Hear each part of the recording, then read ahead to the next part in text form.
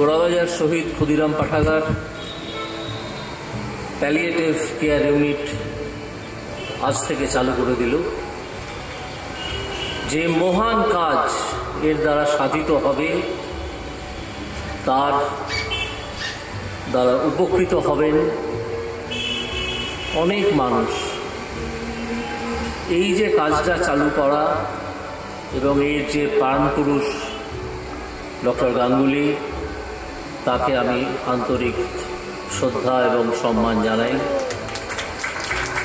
আর আমি যাদের কাজে, যে সংগঠনের কাজে অর্থাৎ ক্ষুদিরাম পাঠাগারের কাজে অত্যন্ত আশ্চর্য হয়ে গিয়েছি যে এইভাবে একটা সংগঠন 40 বছরের বেশি ধরে চলতে পারে।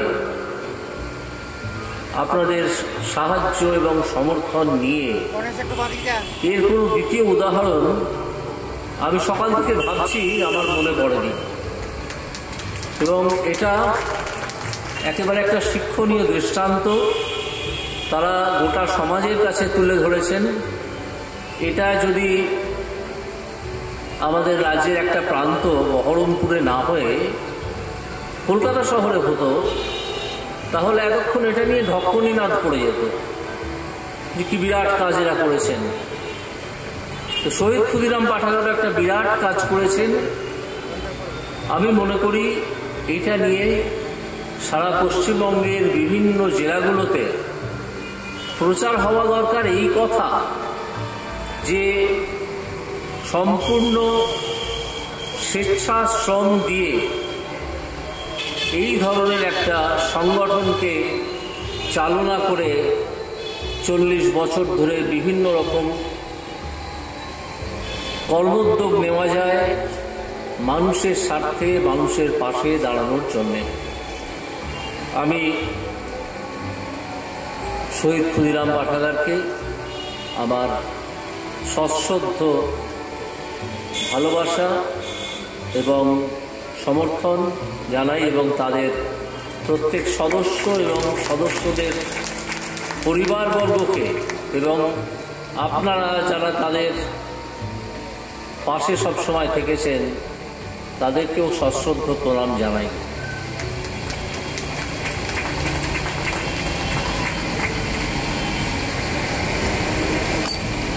আমাকে এখানে আপনারা আমন্ত্রণ জানিয়ে আমাকে প্রভূত পরিমাণে সম্মান জানালেন।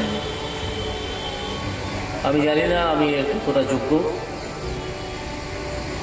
তবে আমি আমার কাজের মধ্যে দিয়ে কিছু বলার চেষ্টা করেছি যেটা অনেকের কাছেই পৌঁছেছে। সেটা হচ্ছে যে ভারতের বিচার ব্যবস্থা যেন আইভরি টাওয়ারে বসে না থেকে মানুষের কাছে নেমে আসে।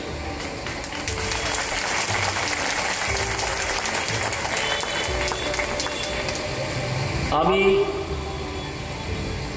বোঝানোর চেষ্টা করেছি বিভিন্ন আইনজীবীদের, বিচার ব্যবস্থার সঙ্গে জড়িত অন্যান্যদের যে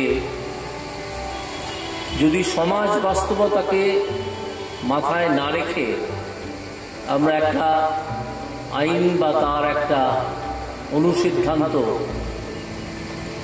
প্রয়োগ করি কোনো মামলার বিচার করার সময়, তাহলে সে কাজ জনবিরোধী হতে বাধ্য, সে কাজ মানুষের বিরুদ্ধে যেতে বাধ্য। মানুষের পাশে সে কাজ কখনো দাঁড়াতে পারে না।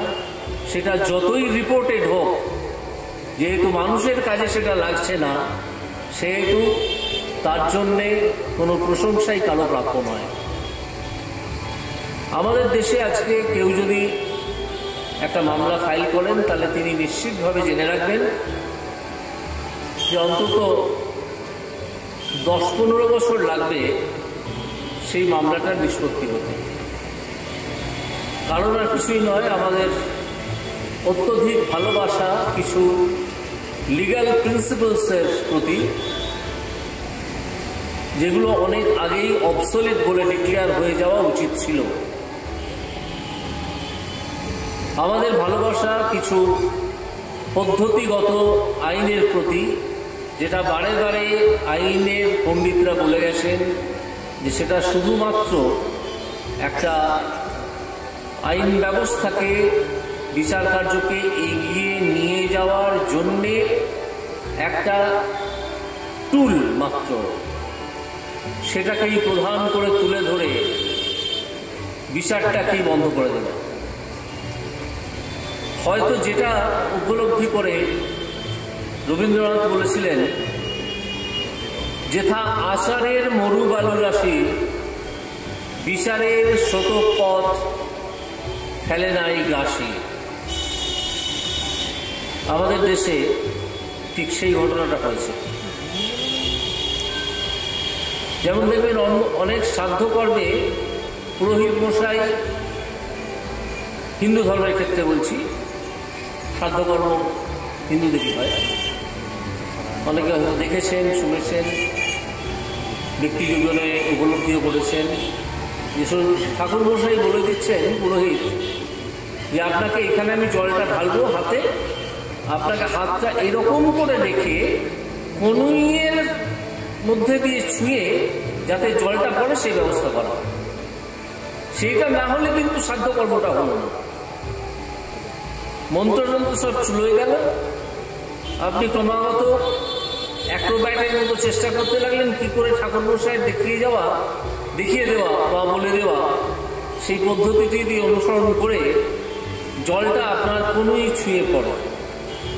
এটা হচ্ছে আচার, এটা কোনো বিচারও নয়, এটা কোনো সাবস্টেন্টিভ প্রভিশন অফ এনি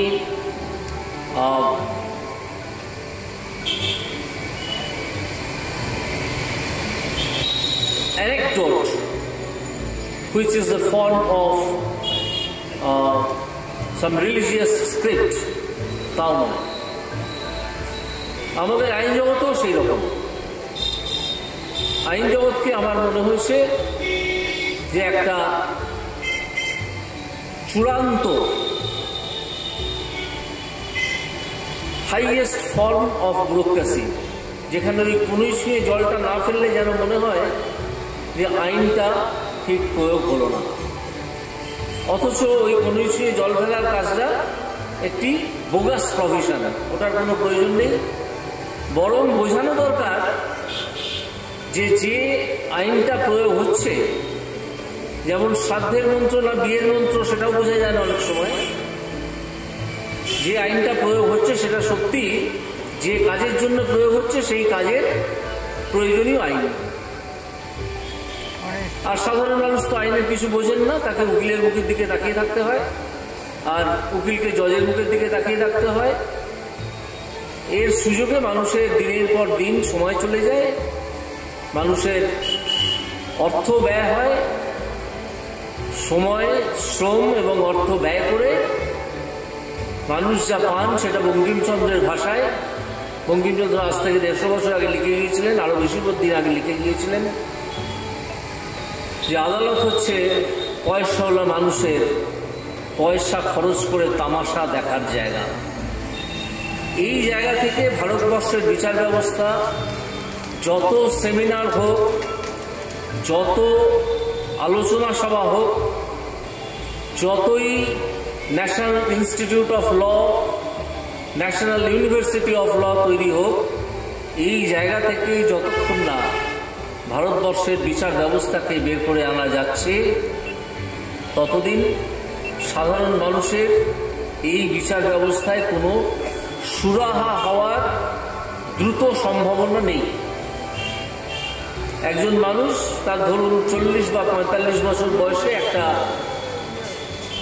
মামলা রুজু করলেন, সেই মামলাটা শেষ হলো, তার নাতির সময় গিয়ে যখন সেই মামলাটা শেষ হলো কি হলো না তার দিকে আর কারোর ইন্টারেস্টই নেই। এই জায়গাটাকে বন্ধ করার জন্যে আমি অনেক দ্রুত পদক্ষেপ নেওয়ার চেষ্টা করেছিলাম, কিছুটা পেরেছি, কিছুটা পারিনি। তবে যে কদিন আমি থাকবো এই বিচার ব্যবস্থায় বিচারপতি হিসেবে, এটাই হবে আমার প্রচেষ্টা। যে কারণে আপনারা আজকে সকাল থেকে দেখছি আমাকে যে ভালোবাসায় ভরিয়ে দিয়েছেন, যে সমর্থন আমার কাজের প্রতি আপনারা জানিয়েছেন, আমি এখনো পর্যন্ত শুনিনি যে ভারতীয় বিচার ব্যবস্থায় কোনো বিচারপতির কাজকে এইভাবে অভিনন্দিত করা হয়েছে। এর জন্যে আমি এই কৃতিত্ব বা প্রশংসা পাওয়ার যোগ্য নই বা আমার প্রাপ্যও নয়। এটা হচ্ছে যে মানুষরা আমাকে ছোটবেলা থেকে ভাবিয়েছিলেন, যাদের মধ্যে যেমন রাজনৈতিক নেতা আছেন, বিখ্যাত রাজনৈতিক কর্মী আছেন, এবং কিছু সমাজবিজ্ঞানী আছেন, কিছু অধ্যাপক আছেন, তারা ক্রমাগত আমাকে ভাবিয়েছিলেন আমার প্র্যাকটিসিং লাইফে। আমি প্রায় 23 বছর কলকাতা হাইকোর্টে প্র্যাকটিস করেছি, তারপরে আমি বিচারপতি হিসেবে নিযুক্ত হই। সেই সময় এই সাধারণ কাজগুলো কেন করা হয় না, এই প্রশংসা তাদেরই প্রাপ্য। আমি তাদের শিক্ষায় শিক্ষিত হয়ে দ্রুত কাজ করার চেষ্টা করেছি এবং যে কদিন থাকবো আমি করব। এবং আমি মনে করি এরপরে যে জীবন আমাকে বেছে নিতে হবে তার মধ্যে নিশ্চয়ই লেখালেখির জীবন থাকবে। আমি চেষ্টা করব যে সাধারণ মানুষের স্বার্থে যাতে বিচার ব্যবস্থার ফান্ডামেন্টাল প্রিন্সিপালসগুলো প্রয়োগ করা হয় এবং মানুষকে যাতে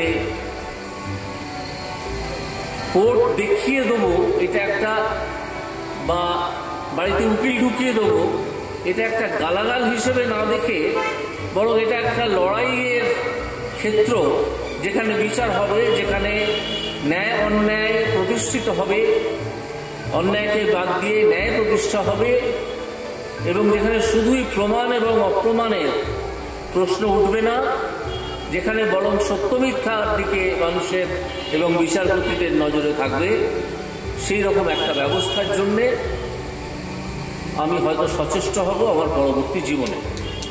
তা যদি না হয়, অর্থাৎ যদি প্রতি মুহূর্তেই আমরা আষাঢ়ের মরুবালুর রাশির মধ্যে বিচারের শতপথ দাস করে নিচ্ছে এরকম অবস্থা যদি দাঁড়ায়, তাহলে শত দুর্নীতি ধরার পড়ার পরেও কোনো দুর্নীতি প্রমাণ হবে না। সব ধরা পড়ে যাবে কিন্তু কোনো দুর্নীতি প্রমাণ হবে না। কেন? কারণ কাদম্বিনীকে মরিয়া প্রমাণ করিতে হইবে যে কাদম্বিনী মরে নাই। আবার একটি সাক্ষী রেখে দুর্নীতি করে প্রমাণ করতে হবে যে হ্যাঁ আমি দুর্নীতি করেছি। সাক্ষী নেই, সুতরাং দুর্নীতি হবে না। খুন হয়তো এরকম প্রিন্সিপালস লেট ডাউন হয়ে যাবে যে কোনো দিন, আমি আশঙ্কা করি, আমি দুঃস্বপ্ন দেখি। কেউ তুমি সাক্ষী রেখে খুন করোনি, তাহলে তো কোনো খুন হয়নি। তুমি সাক্ষী রেখে ঘুষ খাওনি, তাহলে তো তুমি ঘুষ খাওনি। তুমি সাক্ষী রেখে চুরি করোনি, তাহলে তো তুমি চুরি করোনি। সাক্ষী যদি তুমি না রাখো তাহলে কোনো বিচারই হবে না। তাহলে সার্কামস্টেন্সিয়াল এভিডেন্স বলে যে কথাটা আমাদের আইনশাস্ত্রে আছে, সেটা খুব শিগগিরই উঠে যাবে এবং উঠে যেতে বসেছে। সবকিছুই প্রমাণের অপেক্ষায় বসিয়া থাকিবে। কাদম্বিনীকে মরিয়া প্রমাণ করিতে হইবে যে কাদম্বিনী মরে নাই। আপাতত আমার কথাটি ফুরলো। বহরমপুর আমার খুব ভালো লেগেছে। এবার আমি চলে যাব। আপনারা ভালো থাকুন। আপনারা আর যা করুন না করুন, অন্তত যে কোনো ছোটোখাটো দুর্নীতি দেখলেও তার বিরুদ্ধে কথা বলবেন, এই আশাটুকু একজন ভারতীয় নাগরিক হিসেবে আশা রেখে আমি আপনাদের প্রণাম জানিয়ে শেষ করছি।